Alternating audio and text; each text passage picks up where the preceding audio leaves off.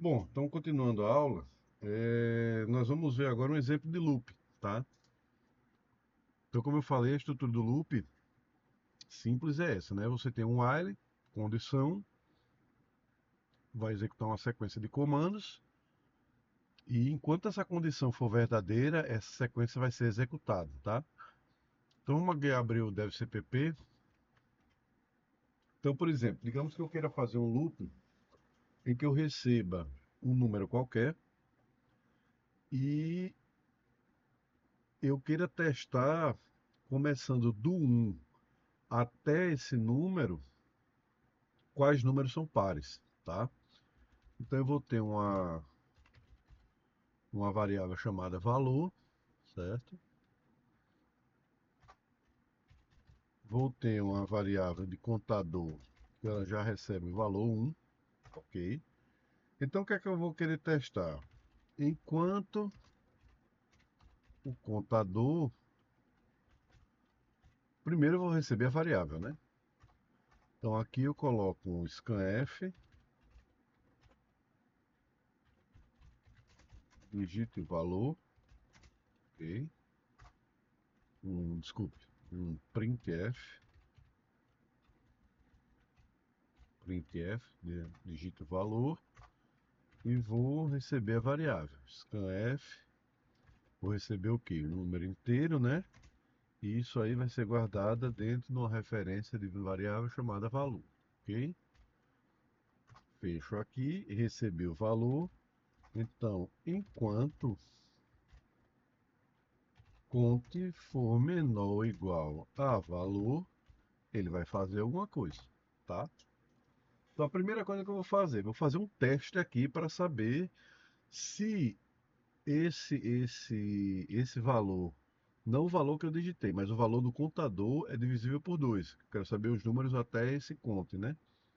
Então, se conte, se o resto de conte por 2 for igual a zero, ele vai mandar uma mensagem aqui. Printf, o número, o inteiro é par. E aqui, ou seja, como ele vai fazer várias vezes, eu vou colocar aqui um barra n, tá? Para ele dizer, para ele dar uma quebra de linha, né? Senão vai ficar um do lado do outro. E aqui, depois do if, eu dou um conto mais mais. Ou seja, conto mais mais. Eu estou incrementando a variável, tá? Então, deixa eu ver se eu esqueci de fechar alguma coisa, tudo certo. Vamos lá, vamos rodar aqui e ver o resultado disso. Então aqui, digito o valor. Digamos que eu quero o valor 20. Pela aqui ele vai dizer, opa, teve alguma coisa aí. O que eu fiz? Número menos 4. Por que ele está dando esse menos 4? Apesar de que ele fez o tamanho certo, mas vamos ver aqui o que foi que houve.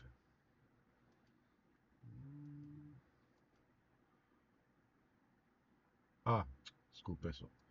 Tem que botar aqui a variável, né? Fonte. Vamos lá de novo. F11. Vamos botar o número 20 de novo. Tá, número 2, 4, 6, 8, 10, 12, 14, 16, 18, 20. Beleza?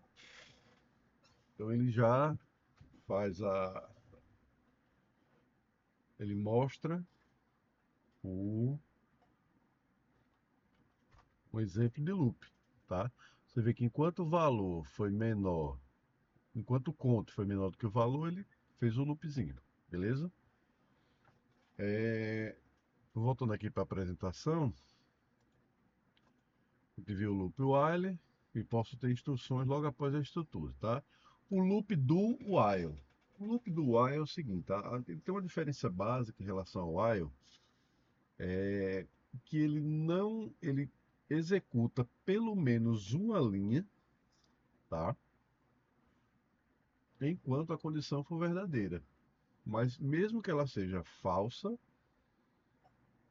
ele ainda vai executar uma linha. Então aqui, ó, vamos voltar àquele exemplo que eu dei aqui. Digamos o seguinte, eu faço esse contador e digamos que eu coloque o cont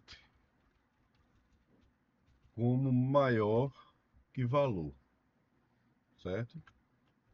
O que é que vai acontecer? Só que o do, vou apagar esse while aqui. O do é o seguinte, primeiro eu faço do, aí eu vou ter um trecho de código aqui, tá? Cont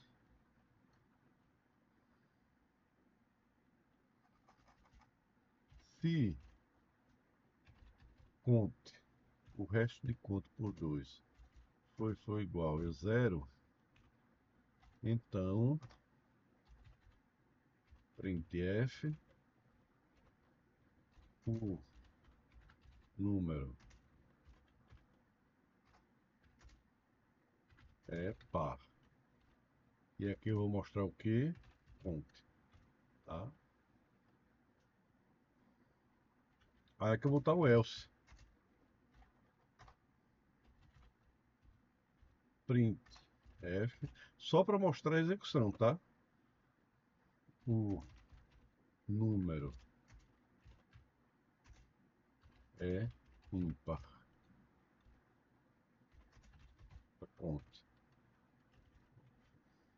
Bota aqui, senão ele vai dar erro. Bota aqui, senão ele vai dar erro, tá? Aí aqui eu coloco a condição agora. While cont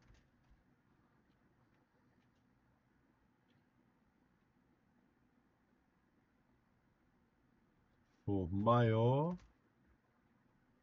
que valor.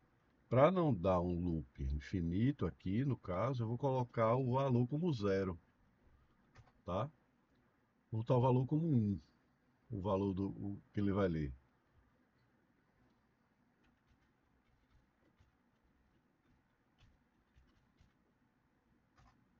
While cont valor, tá? Vamos ver como é que vai ficar isso aqui. Opa, tem alguma coisa faltando aqui.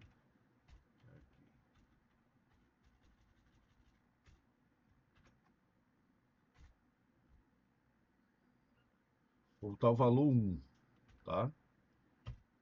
O valor, o número é ímpar. Ou seja, eu fiz aqui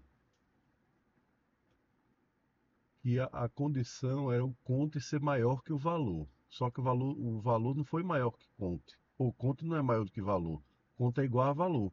Mas ainda assim, ele executou o código aqui, tá? Mesmo na primeira vez a condição sendo falsa, ele aqui executou pelo menos uma vez essa condição, tá? Vamos ver de novo aqui. Então, digito o valor. Eu vou colocar um valor que é 1, tá? Ou seja, é igual ao valor do contador. Ele não é maior, mas ele executou pelo menos uma vez o código, tá? Saiu aqui. Beleza? Então, essa é a diferença básica do while para o while. O while ele só executa se enquanto a condição for verdadeira. Já o do while, ele executa pelo menos uma vez. Se a primeira condição for falsa, ainda assim ele executa o bloco de código. Beleza? Então vamos voltar aqui para a nossa apresentação para a gente ver a próxima. O loop do while a gente viu, ele é exatamente igual ao while, exceto por uma observação. A condição é testada depois do bloco, tá? Significa que o bloco é executado pelo menos uma vez. A estrutura do while executa o bloco, testa a condição e se esta for verdadeira, volta para o bloco de código, ok? Sua sintaxe é definida assim: do, sequência de comandos, while, condição. Que a gente acabou de ver aqui na prática. O comando for, ele também é uma estrutura de repetição, tá? Só que o comando for permite que o usuário execute alguma inicialização antes do bloco. Veja bem, inicialização que eu estou querendo dizer é uma definição de variáveis, tá? Antes do bloco de código, permitindo o incremento a cada iteração do laço, sem incluir o código dentro do bloco. Quando ele está falando sem incluir o código, é o seguinte: essa iteração e esse incremento, ele é feito dentro da estrutura do for, da própria estrutura do comando. eu não preciso utilizar um comando de incrementação dentro da estrutura dele, no bloco de comandos, para poder fazer o somatório da variável, né? Fazer o incremento da variável, como eu fiz agora no while. Vê que no while, toda vez eu colocava abaixo o incremento para poder ele atingir a falsidade, a resposta falsa, né? Então, é uma estrutura que repete a execução de uma sequência de comando uma certa quantidade de vezes, tá? Então, veja bem, quando usar o while e quando usar for? Eu posso usar o while e for em qualquer situação. Posso, sem problema nenhum, tá? Só que o while, eles, de forma assim, uma convenção que se usa, é que o while ele deve ser utilizado até que uma condição não seja mais satisfeita. Então, enquanto ela for satisfeita, ele vai funcionar. Só que aí você usa o while quando você não sabe quando essa condição vai ser satisfeita ou não, tá? Então você vai executar algo até que uma certa condição apareça. Isso pode ser, por exemplo, você executar um while até que tal tecla seja apertada, ou até que tal número seja encontrado, por exemplo. Digamos que você faça um pequeno programa que analisa um arquivo imenso, e se ele encontrar determinado caractere, ou se ele encontrar determinada cadeia de string, ou se ele encontrar determinado. Foi mal, bater aqui, não é? Ou se ele encontrar determinada expressão, ou assim, se ele satisfizer, uma hora ele satisfizer uma condição lógica, então ele vai parar. Mas você não imagina quando vai ser isso. Já o for você utiliza quando você quer fazer iterações em que você sabe o início e o fim dela, ou seja, iterações finitas, tá? Por exemplo, eu quero calcular,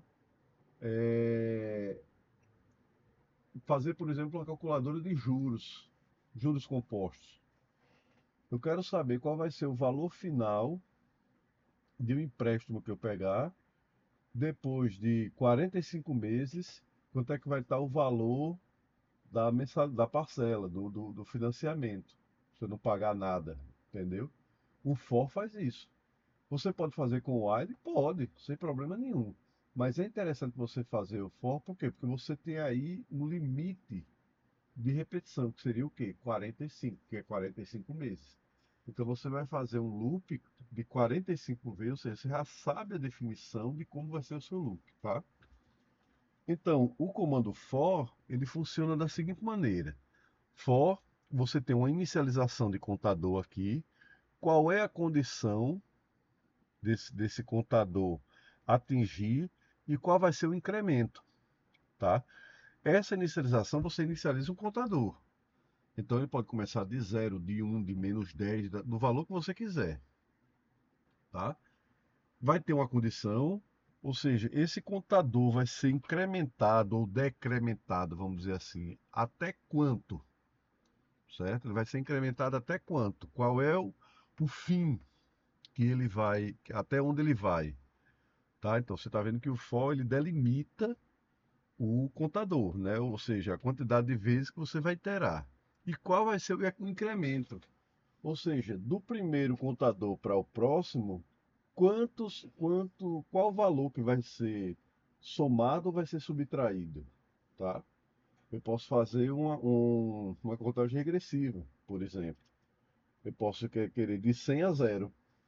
Então eu posso decrementar de 1 em 1, como eu posso incrementar de 1, de 2, de 3, de quanto for, tá? Então vamos fazer uns testes aqui. Então for inicialização, sequência de comandos e instruções e fecho a execução, tá? Então vou abrir aqui o dev.cpp. Vamos fazer aqui o seguinte. Você vê, eu vou tirar isso aqui. Você vê que eu não vou precisar mais dessa variável de contador. Por quê? Porque essa variável vai ser declarada dentro do próprio for, tá? Isso aqui continua, ok? Então aqui eu vou fazer a mesma coisa, só que com o for. For int cont igual a 1, tá? Então aqui o que é a inicialização? Aqui eu estou incrementando uma variável cont, beleza? Cont igual a 1. Qual é a condição que eu quero? Cont seja menor ou igual a valor, ou seja, enquanto cont for menor ou igual a valor, ele vai fazer o loop. Só que eu quero, imagine que eu quero incrementar esse cont em 1. Posso colocar cont mais mais. Se não for isso, eu posso colocar cont mais 2 ou mais 3, vamos dizer assim, tá? Então, abro aqui a chave. Então vamos fazer o seguinte, a mesma coisa. Se cont, o resto de cont por 2 for igual a 0, então eu imprimo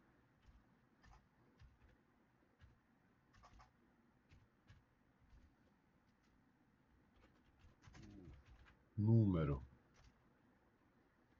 que vai ser o cont é par. Coloco uma quebra de linha, que vai ser mostrado, vai ser cont. Beleza? Então, estou aqui o for. Vamos lá. Colocar aqui F11. Opa, tá aqui. Ah, desculpa, é um ponto e vírgula aqui.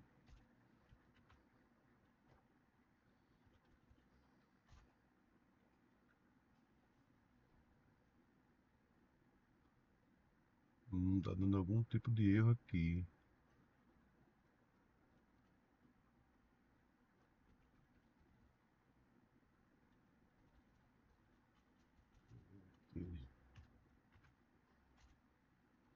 Continua dando. Deixa eu dar uma olhada aqui o que pode ser. Deixa eu ver aqui o negócio, tá? Pode ser essa declaração. Mais.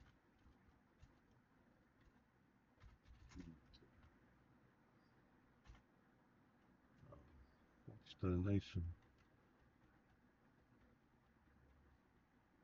Ponto igual a 1. Ponto menor ou igual a valor. Ponto mais.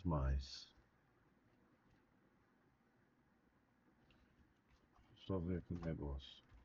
Int conto. Eu acho que isso aqui é fora. Ó, é isso aí. Tá, só quero ver uma coisa aqui. Ponto mais 3. Beleza. Então eu vou botar o valor aqui de 50, tá? Então vamos ver qual é a resposta. Opa, tem alguma coisa que eu esqueci lá de colocar.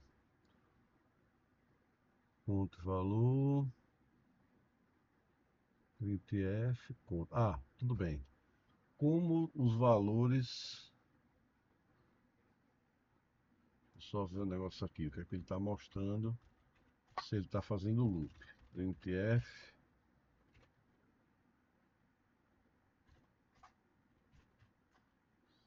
E o que é que ele está mostrando? A ponte. Ponto e vírgula. Aqui eu vou botar 1 barra F11. Opa.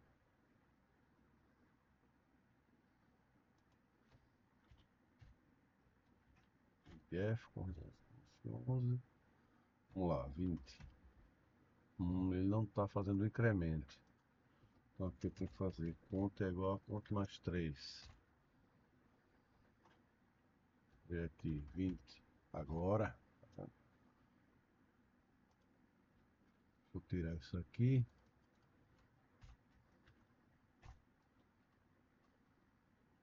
Valor 100.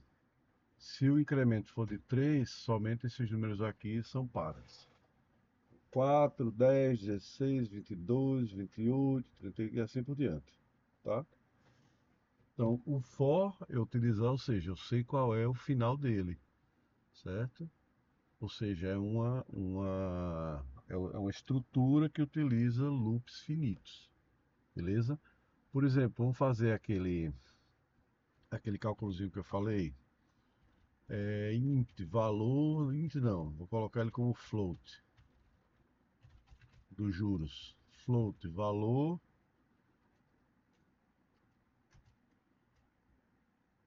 é igual, float, valor e juros, beleza? Pronto. Int, conte, printf, digite o valor a financiar, beleza. Scanf, printf, digite prazo do financiamento.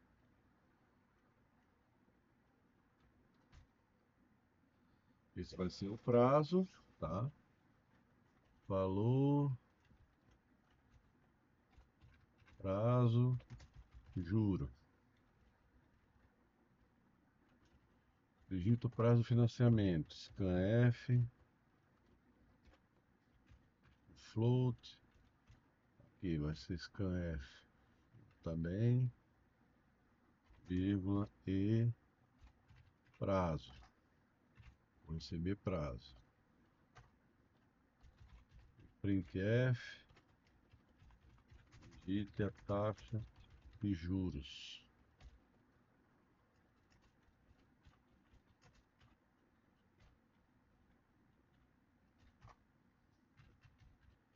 Scanf,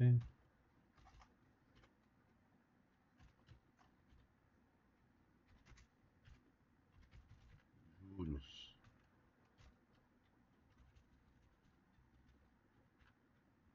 Ok. Aí aqui eu vou fazer o quê? Inicializar sem contador, tá? Na verdade, o contador vai ser o prazo. For. Não, o contador existe, que digo. For conte 1, conte menor que prazo, conte mais. Aqui ele vai fazer o seguinte, tá? Vamos pensar como é um juros, né? Juros vai ser, ou seja, o valor, ele vai receber é igual ao valor, seu valor que ele é hoje, mais o que? O valor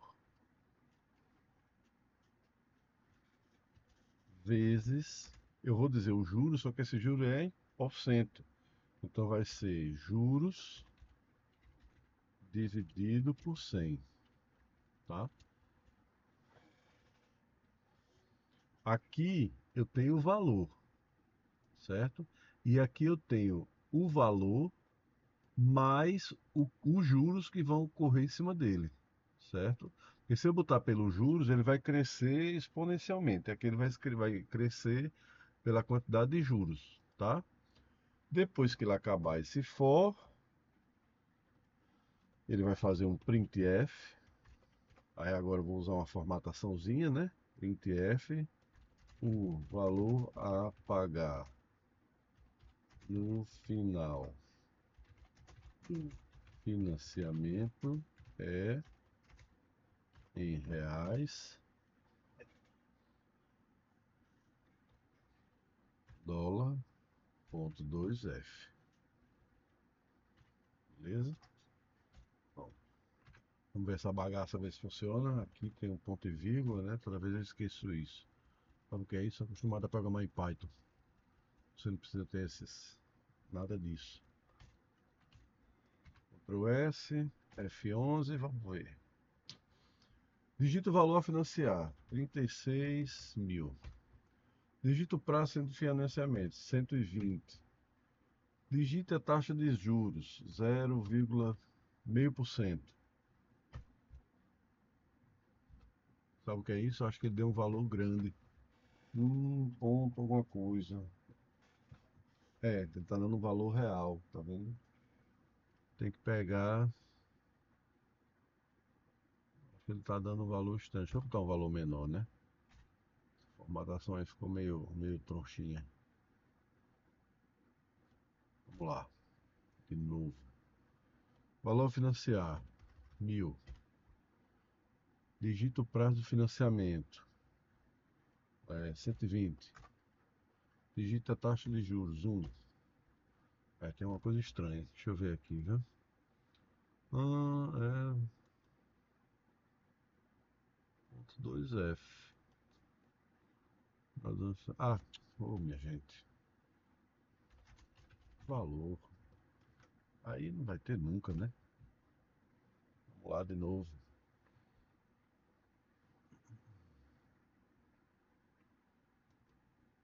Bora, pai. Vamos lá. Valor financiar. 1.000. Prazo de financiamento 120 meses. Taxa de juros 1. Chega. Em 10 anos, com juros de 1% ao mês, ao final eu vou ter R$ 3.300,39. Tá? Ou seja, com o forzinho, a gente viu um exemplo de algo que é com um prazo, ou seja, com uma quantidade finita de repetições, beleza? Bom, vamos voltar aqui para a apresentação. A gente viu o comando for e agora o switch case, que é o comando que você escolhe entre várias opções, tá? Então, além dos comandos de seleção if e else, a linguagem C possui um comando que é de seleção múltipla, chamado de switch. Em muitos casos, nos deparamos com múltiplas escolhas e, consequentemente, mudanças de fluxo no nosso sistema, como, por exemplo, o sistema que se simula um caixa eletrônico, tá? Vou fazer um bem rapidinho. O usuário pode escolher as opções de consulta de saldo, saque, depósito, etc. Tá? O comando switch tem esse objetivo e deve ser escrito no seguinte formato. Vamos lá ver. Switch, a expressão, ok? Case, valor 1, ou seja, caso um valor X, você vai dizer, ele faça instruções e dê um break. Break é a instrução, como eu já disse, é uma instrução que quebra a continuidade da estrutura, tá? Se o valor for outro valor, instruções, break, e assim por diante. Eu posso ter vários cases, não tem limite. Isso aí, tá? O importante que eu tenho que saber é que ao final de cada instrução, de cada bloco de instrução, eu tenho que colocar um break. Por quê? Vai causar, se não tivesse esse break, o que é que ia acontecer? Em termos de processamento, ele ia processar todas as outras instruções mesmo que elas fossem falsas, mas só o caso do C ler isso aqui para verificar se isso aqui é verdadeiro ou falso é processamento, tá? Então imagine que você tenha 20, 30 expressões aqui para processar, tá? Você está gastando recurso. Então, se você coloca o break, se ele entrou nessa valor 2 aqui, ela processou a primeira, processou, beleza. Processou a segunda, processou. Fez as instruções, não preciso mais olhar nada, tá? Já saio de toda a estrutura do break, ou seja, saio dessa estrutura aqui do switch e vou direto para o resto do bloco de opções, beleza? Então vamos fazer aqui. Existe, desculpe, a última opção é a opção chamada default, ou seja, se todos esses valores forem testados e nenhum deles satisfez, tá? A expressão, então você pode colocar um comportamento padrão para ele fazer, que no caso é o default. Então, depois do default, você vai ter outras instruções, não precisa colocar break, porque, lembre-se, a instrução default ela tem que vir sempre por último, tá? Quando ele passa todas as instruções e nenhuma foi satisfeita, aí vem a default. A default, o C já vai dar erro se você botar essa default logo no início, por exemplo, tá? Então, primeiro ele tem que passar por todas as condições para chegar na instrução default. Não precisa colocar break, porque aqui ele termina o comando, tá? Então vamos fazer aqui uma coisa bem simples. Vamos dizer o seguinte, que eu crio um menuzinho aqui, vamos tirar tudo isso aqui e crio um menuzinho como ele falou ali do caixa eletrônico, né? Então aqui eu vou fazer o seguinte, printf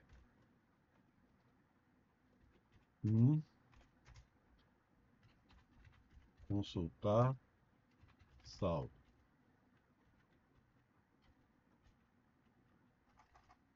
Consultar saldo. E aqui eu boto um barra i. Printf 2 sacar e barra n. Printf 3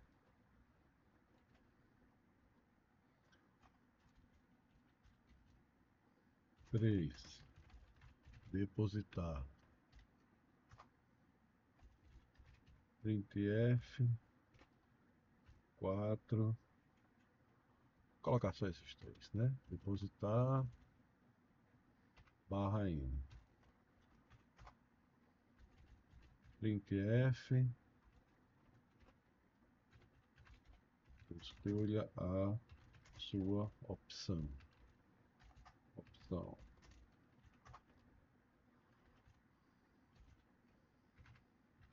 Scanf, aqui eu vou escolher uma opção, né? Int opção. Scanf, eu vou receber o que? Vou receber o inteiro, opção. Beleza? Ok, então aqui eu criei um menuzinho, né? A gente já pode fazer um testezinho aqui. Opa, o que houve? Ah,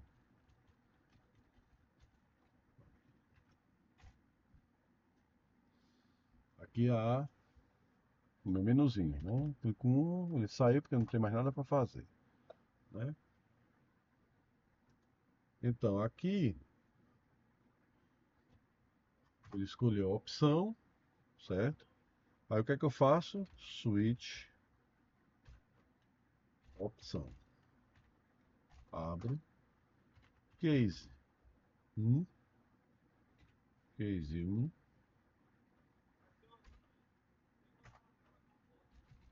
Printf.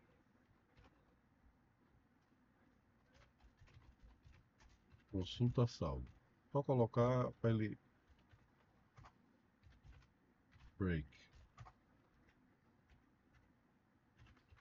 Case 2. Case 2. Printf.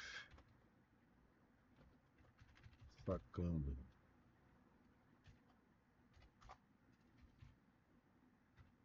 Break.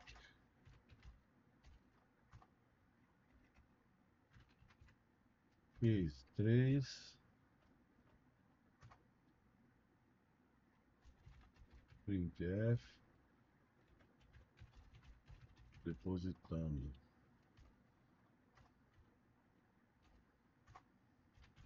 Break.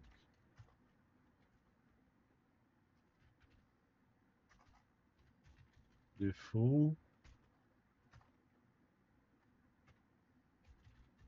Printf. Opção privada. Certo? Vamos ver se ele encontra algum erro.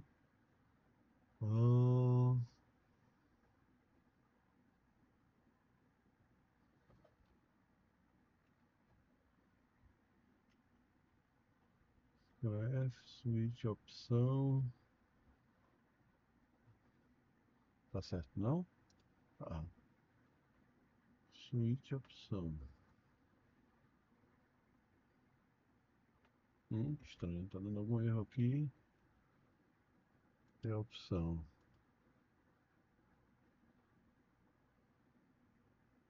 Expected. Alguém aqui tá.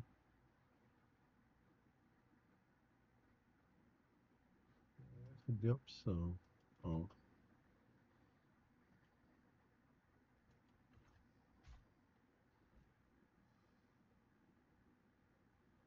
Hum,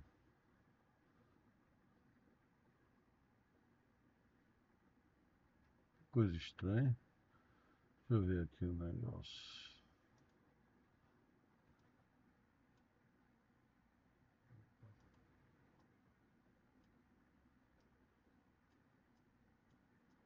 Esses bugs é um saco.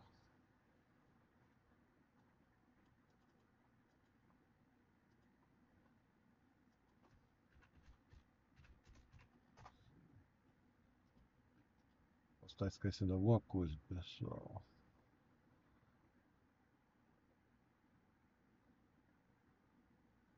É isso mesmo, não sei o que é que ele tá dando problema aí.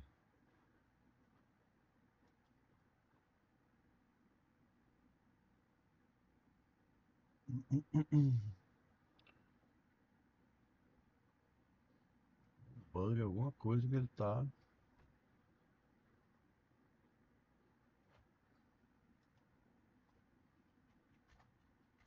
Switch opção, só o default aqui.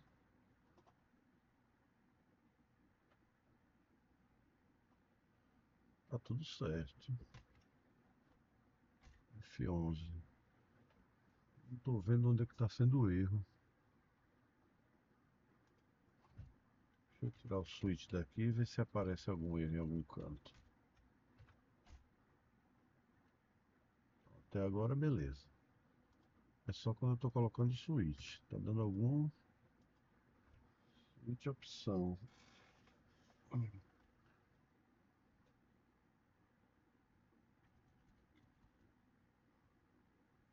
Muito estranho esse erro.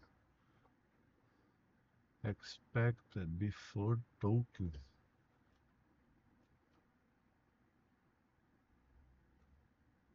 Ponto e vírgula.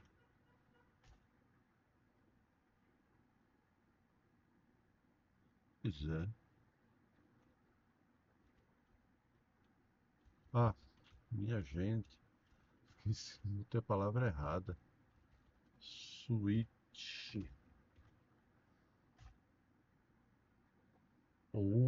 Pai. Então vamos lá. Se eu clicar aqui 5, opção inválida, tá? Nesse caso, para funcionar direito, ele tinha que ter, tá dentro de um loop, beleza? Teria que estar dentro de um loop. Aqui eu poderia colocar aqui assim, sei lá, printf 4 encerrar.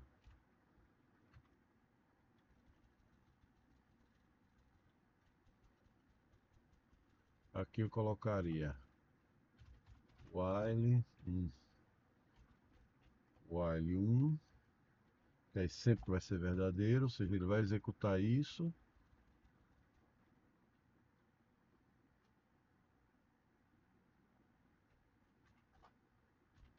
E esse break não é do switch, vai ser o break do while.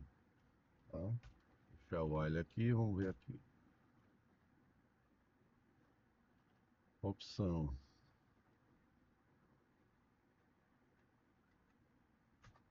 Tá. Deu erro porque, na verdade, esse printf aqui deveria estar. Tudo isso aqui deveria estar lá dentro, né? Dentro do while. Vamos lá agora.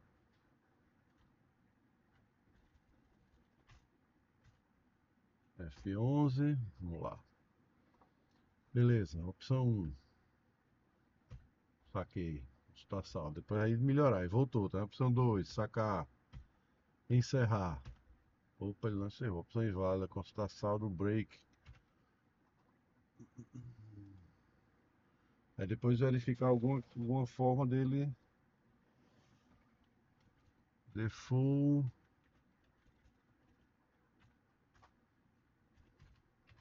Break. Será que vai? Vamos ver. 4. Aí ele dá, mas não quebra. Depois eu vou estudar uma maneira. Ou seja, estudar uma maneira de sair desse desse break aqui, né? Senão vai ficar estranho. Mas é essa a forma de usar o switch, tá? É você escolher. Ah, mas tem uma. Se eu não me engano, é exit. Deixa eu ver se é exit. Vou ver aqui, 4. Não. Tem uma opção de quebrar de. Depois eu pesquiso para vocês, mas tem uma forma da gente quebrar, interromper uma execução do sistema IC. Tá? Deixa eu só pesquisar aqui que agora eu esqueci. Se não me engano, ou é exit ou é abort.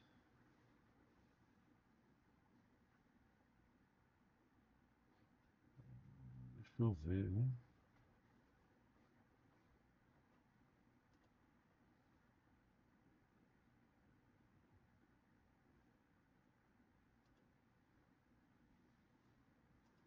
Depois eu vejo para vocês, mas eu vou pesquisar aqui direitinho.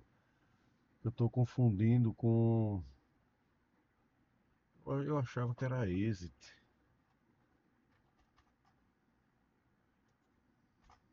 Será que é uma função? Deixa eu ver aqui. É, não é não. Exit 0. Deixa eu ver aqui. 4. Ah, exit 0, tá vendo? Pronto, é isso aí. Então eu posso encerrar o programa com o exit 0, tá? Então vamos lá de novo. F11. Aqui, peraí. Antes disso, eu vou fazer o seguinte: colocar um barra M aqui, tá? Vamos lá. Consultar saldo, 1. Consulta saldo. Aí ele já vem para aqui de baixo. Consulta sacar, sacando, depositando, encerrado. Beleza? Então, você vê que o switch eu posso ter várias opções aqui, certo? Abrir a apresentação de novo, switch case. Agora vamos estudar sobre funções, tá? O que é que são funções? O que é que elas fazem? As funções, a gente vai ver no decorrer do programa, mas a gente vai ver que as funções, ela tem a capacidade de modularizar, tá, o sistema. Você vê que aqui no DevCpp, eu estou fazendo tudo aqui dentro da main, tá? Por exemplo, se eu fosse implementar esse caixa eletrônico aí, consultar saldo, aqui ia ter uma série de comandos para eu consultar esse saldo, certo? Para fazer um saque, eu ia ter aqui uma operação de saque, ia pegar o valor, diminuir o valor do saque, ia ter que ter uma opção aqui de eu colocar quanto eu quero sacar. Ele ia testar para ver se a minha conta tinha aquele valor depositado. Se não tivesse, ele ia dizer que o valor, que o saldo é insuficiente. Se tivesse, ele ia executar o saque, ou seja, ele ia subtrair o valor daquele saque do valor da minha conta e mostrar depois qual é o novo saldo, né? E assim por diante. Ou seja, para cada opção dessa eu teria que ter uma série de comandos, né? Mas aí o que é que eu faço? Ao invés de estar mostrando tudo aqui, porque esse código ia ficar imenso, eu posso modularizar isso, tá? Que é exatamente isso que as funções fazem, ok? A escrita de códigos em linguagem de programação vai se tornando cada vez mais complexa à medida que o tamanho do problema a ser resolvido cresce. Naturalmente, há um aumento de quantidade de linhas do programa e a existência de trechos de códigos repetidos. Tá? Imagine, por exemplo, que no programa eu dê entrada no CPF de, por exemplo, CPF do pai, da mãe e do filho, vamos dizer assim. Então são 3 entradas de CPF. Imagine que para cada entrada dessa eu faça um cálculo de dígito verificador do CPF. O cálculo de dígito verificador do CPF é grande o código dele, tá? Então, se eu colocar, entrei com o pai, dei um scanf no CPF do pai, aí fiz o cálculo ali, tem aquele monte de linha. Aí depois entrei com o da mãe, fiz aquele monte, ou seja, vai funcionar? Vai, mas acontece que você está com um código imenso com rotinas repetidas, aquele. Então, o interessante da função é que você pode modularizar isso, tá? A grande quantidade de linhas de texto de código repetidas muitas vezes dificultam a legibilidade do programa, dificultando a compreensão do funcionamento deste, tá? Para diminuir essa complexidade, a linguagem C possui modularização de subrotinas, denominada de funções. Um programa em C pode e deve ser escrito como um conjunto de funções que são executadas a partir de uma função denominada main, ok? Então você vê, o que é que ele está dizendo aqui? Que, como eu falei no início, a função main, ela é onde tudo acontece, tá? Então, essa main, ela pode executar funções presentes em outros locais do programa, beleza? Que não está dentro dela, mas ela pode chamar outras funções. Nós fazemos isso com o scanf, o printf, que são funções, tá? Uma função pode ter diferentes tipos de declaração de variáveis, instruções, ativações de funções próprias do sistema que está rodando a aplicação, tá? O objetivo de se utilizar funções é realizar alguma subtarefa específica da tarefa que o programa pretende realizar. Então, por exemplo, o cálculo de CPF, ele é uma subtarefa, tá?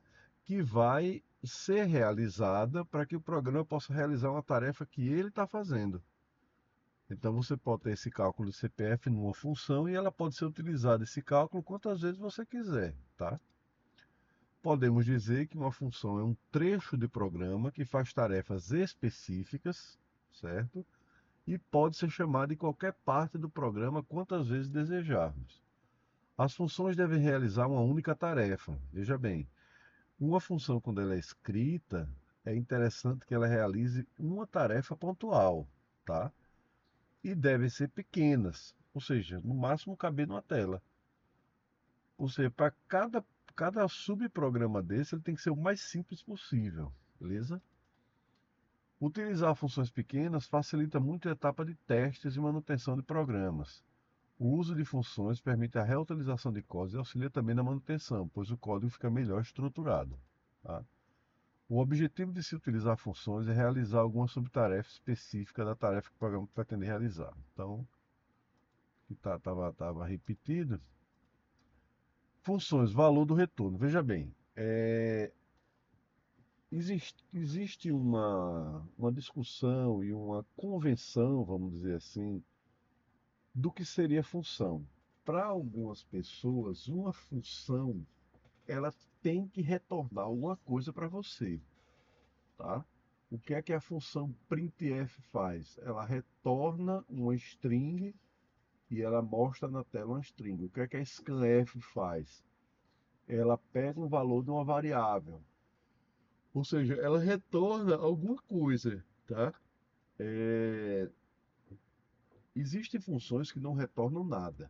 Elas executam um certo trecho de código, pronto, por exemplo. Na verdade eu falei da printf, mas a printf ela não, como é que se diz? Ela não volta nada, ela só imprime na tela, que é uma determinada execução. Mas você não recebe o valor dela, por exemplo, tá? A função dela, já scanf, você recebe o valor que é lido através do teclado, tá?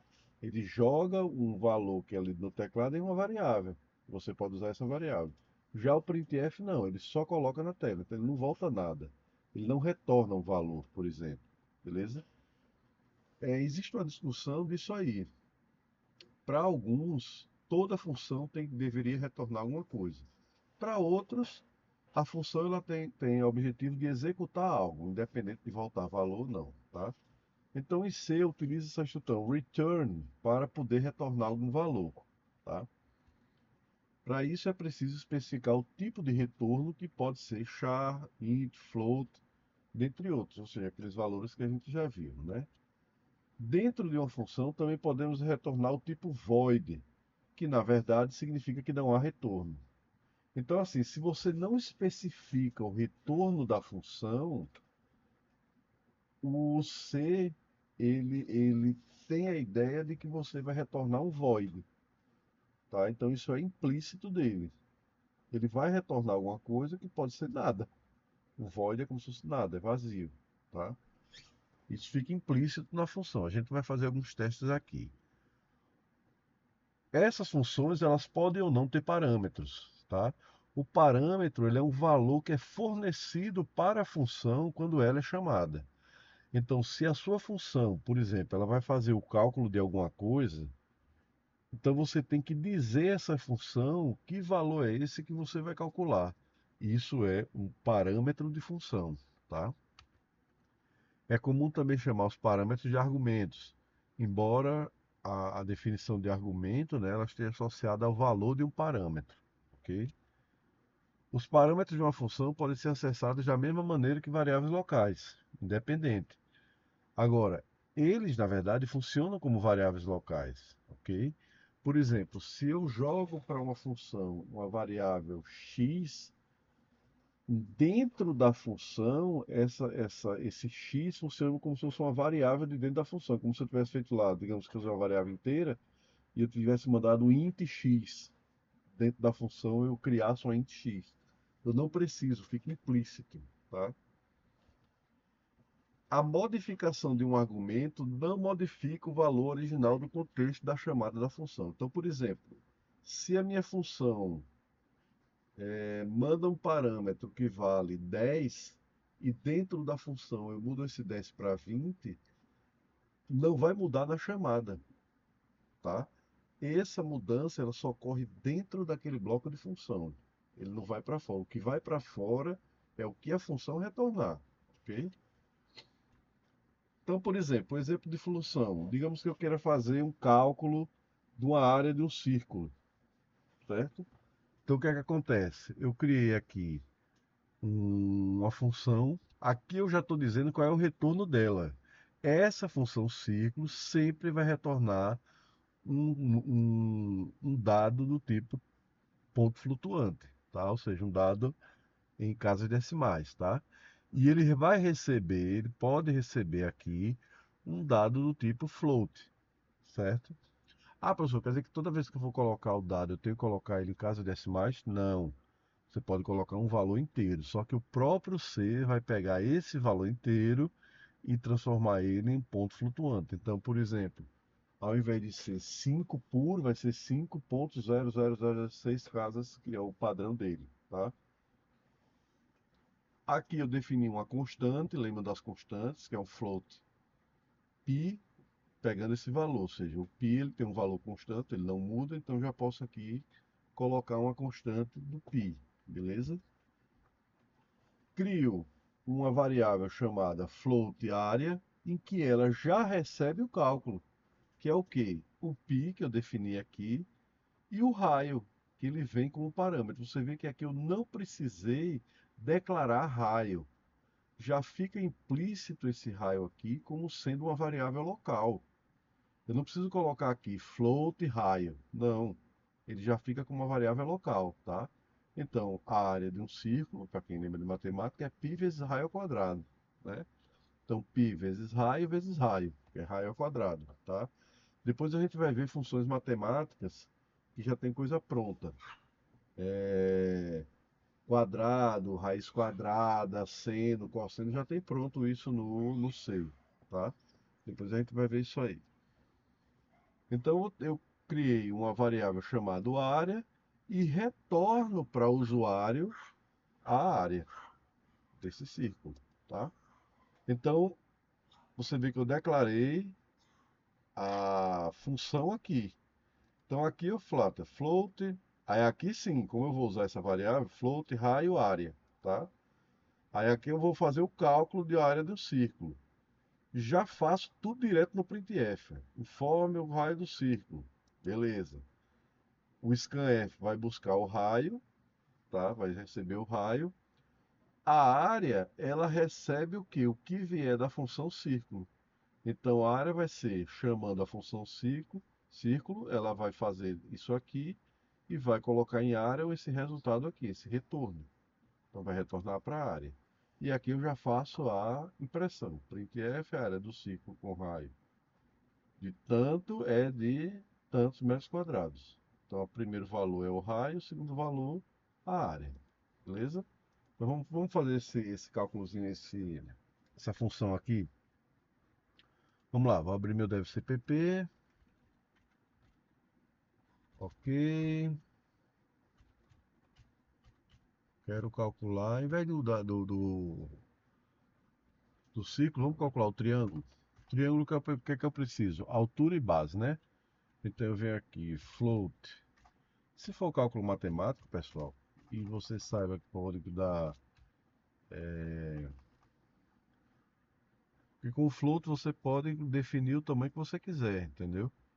Por exemplo, seu inteiro, nem sempre triângulo pode ter 3 unidades de tamanho. Por isso que, assim, para funções matemáticas é interessante você já definir float nos valores, né? Então, float, eu vou colocar base, altura e área, tá? Então, são 3 valores que eu vou receber. Então, aqui eu boto um printf,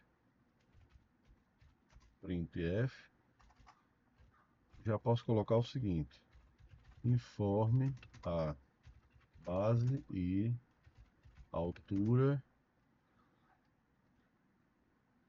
do triângulo. E aqui eu posso colocar uma observação: base, vírgula, altura. Que é a forma como o cara vai colocar, né?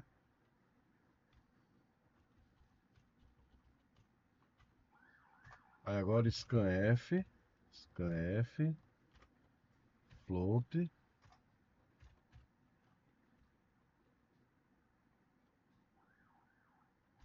vírgula, float, e ele vai receber o que? Base, altura. Isso aqui é com E comercial, né? E comercial, altura. Beleza? Recebeu, recebeu. Joia. Aqui eu vou dizer que a área recebe o quê? Uma funçãozinha que eu vou chamar área, triângulo, base, altura. Beleza? Então, printf, a área do triângulo é ponto 2f, vírgula, área. Beleza? Então veja bem, antes do main eu já coloco aqui, ó, a minha função. Ela vai retornar o que? Float, área, triângulo, float, base, float, altura. Certo? Abre o chaves. Então aqui, o que é que eu faço? Return, posso fazer já direto. Return, base, vezes altura. Ou seja, já retorna isso direto para lá. Beleza? Então, vamos testar aqui, ver se ele vai funcionar direitinho. Informe a base de altura do triângulo. BH. Então a base 12, a altura 20. A área do triângulo é 240. Vou formatar isso mais bonitinho, né? Ficou fake só. A base e a altura do triângulo. Triângulo. Isso aqui. Eu vou colocar BH.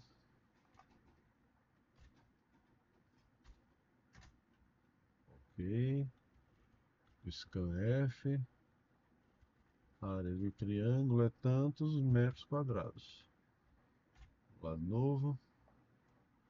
Pronto. Informe a área do triângulo. 20, 30. A área do triângulo é de 600 metros quadrados. Oh, e ainda tem uma coisa, já errei aqui, viu? Olha, return base vezes altura dividido por 2.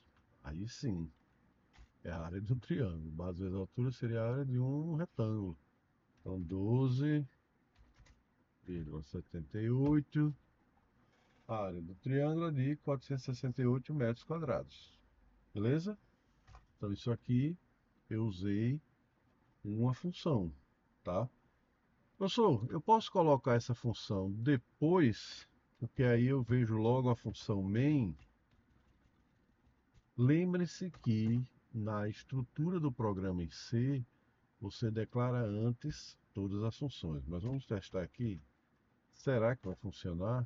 Não funciona, tá? Não funciona. Por quê? Todas as funções que você for utilizar, você tem que declará-las antes, tá? Você tem que construir. Então, o que é que isso quer dizer? Que a função main, ela é a última função a ser construída, tá? Se você tiver outras funções, você utiliza ela nessa área triângulo, ou antes da função main, tá? Então, para que funcione, antes da main, eu coloco a minha função área triângulo. Agora, quando eu der o F11, ele vai funcionar de boa, tá? Beleza, galera? Só que ainda tem um detalhe. Imagine que eu comece aqui a criar um monte de funções. Função de CPF, função de área de triângulo, de sei lá, tá? Dependendo do sistema que você tiver. Várias dessas funções, elas são específicas, por exemplo, de cálculo de área, de geometria. Outras funções seriam específicas para cálculo de juros, tá? Então, se eu tiver, e outra coisa, essas funções eu fiz e eu só consigo usar nesse aplicativo aqui. E se eu quisesse usar em outro aplicativo? Tá? Aí você diz, ah, professor, mas só precisa copiar e colar. Pô, mas outra vez eu tenho que copiar e colar. Isso foi um monte de funções. E se eu tiver que escolher as funções? Então eu posso colocar essas funções no arquivo à parte. Vamos avançar na nossa apresentação aqui, tá? Eu posso usar essas funções como biblioteca, certo? A linguagem C também oferece suporte para que as funções construídas pelos usuários possam ser utilizadas em outros programas, beleza? Para isso, basta criar um arquivo de cabeçalho, um header. Lembra-se que no sistema da gente, a gente tem vários headers que a gente inclui, tá? Que são exclusivos do C, beleza? Com a extensão .h importá-lo quando for utilizá-la, tá? É importante agrupar as funções correlatas em arquivos diferentes, ou seja, funções que têm correlação com o mesmo tipo de operação, é interessante que elas sejam agrupadas no arquivo delas. Por exemplo, aqui eu criei uma função para um cálculo de área de triângulo. É um tipo de função, é uma função que faz o cálculo de uma área de uma figura geométrica. Se eu fizer uma função que calcula a área de um quadrado, é o mesmo tipo de função. Tá? É uma outra função que faz algo diferente, mas está dentro do mesmo contexto da função de cálculo da área do triângulo. Então, o que é que eu faço? Eu posso agrupar essas funções em um arquivo único. Mas o que é que não entra nesse arquivo único? A função, por exemplo, de cálculo de juros. Por quê? Porque seria já uma função de uma área financeira, tá? Então eu posso criar. É interessante que você arrume o seu código de modo que você agrupe as funções pelo seu contexto, tá? Ou seja, funções correlatas, tá? Isso evita a mistura de funções e de propósitos. Então, a função área triângulo, ela tem o objetivo de calcular a área do triângulo, tá? Está dentro de um contexto de geometria, por exemplo. Uma função de juros de financiamento, ela não está dentro do contexto de geometria, beleza? Então, no caso, como é que funciona um programa em C completo? por fim, vamos ver o que acontece. Numa biblioteca em C, com o uso de bibliotecas, aqui são os programas fontes que você tem, tá? Aqui são as bibliotecas que você utiliza, então ele junta, ele concatena tudo isso aqui, faz toda aquela compilação que eu falei, que é análise lexa, sintática, semântica, tá? Ele faz tudo isso. Cria um arquivo .obj. Esse arquivo .obj, ele é como se fosse uma tradução da nossa linguagem para uma linguagem própria do C, tá? Aqui, o que é que ele faz? Ele pega esse obj, junta com a biblioteca da própria linguagem que tem essa biblioteca. Quando eles juntam, ele vai transformar esse obj aqui, todas as instruções, e com a biblioteca da linguagem, ele faz as traduções para quê? Para o sistema operacional que ele vai funcionar. E cria um arquivo executado pelo sistema operacional, tá? Então, a compilação ela faz exatamente isso. Ela pega uma linguagem do OBJ, que é uma linguagem própria do C, e como ele já está com a linguagem que é dele, fica mais fácil para ele fazer a tradução para a biblioteca da linguagem naquele sistema operacional. Quando ele faz isso, cria-se um programa executável. Beleza? Vamos fazer um teste com as funçõezinhas aqui. Então, voltando para o dev CPP, o que é que eu posso fazer? Vou abrir um arquivo novo, tá? Um novo arquivo fonte e chamar esse arquivo. Vamos colocar aqui arquivo, salvar como. Vamos colocar aqui geometria.h, que é um arquivo de header, né? Geometria.h. Beleza. Criei aqui o geometria.h e aqui eu faço o seguinte: eu vou puxar essa função aqui, vou puxar para cá, certo? Então ela está criadinha aqui, tudo beleza. Aqui eu tenho que dizer a ele que eu tenho que incluir essa geometria.h. Só que essa estrutura aqui, com essas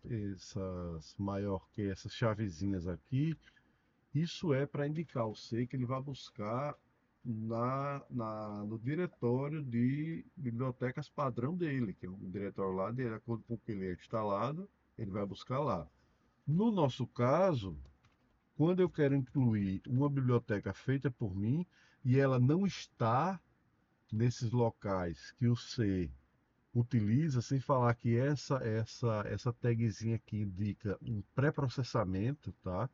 O C, quando puxa isso aqui, ele faz um pré-processamento antes para puxar. No meu caso, como é um arquivo de cabeçalho que não é pré-processado, ele foi feito por mim, então eu coloco ele entre aspas, tá? Então boto aqui, ó, geometria.h. Isso aqui indica que esse arquivo de cabeçalho ele não é pré-processado, tá? Então vamos ver aqui, F11, tá aqui, ó. Informe a base e a altura. Base 12, altura 24. Ele fez o cálculo certinho, tá? Desculpa, pessoal. Ele fez o cálculo certinho, está aqui utilizando uma função que ela não está declarada aqui em canto nenhum. Por quê? Porque ela está incluída nessa minha biblioteca aqui. Beleza? Então, você melhora o seu código quando você utiliza funções. Se eu criasse aqui uma outra questão de fazer juros, eu criaria um outro arquivo de cabeçalho que podia chamar de financeiro.h. E lá teria várias funções financeiras. Beleza? Então, pessoal, é isso aí. O uso de funções é extremamente importante. É algo que nós utilizamos bastante na programação, não só em C, tá? A gente está vendo C na questão do paradigma imperativo, mas o uso de funções ela é extensível para diversas outras linguagem de programação, tá? E é uma forma de você arrumar o seu código e modularizar o seu código, ok? Então a gente para por aqui hoje e até a próxima aula. Um abraço a todos.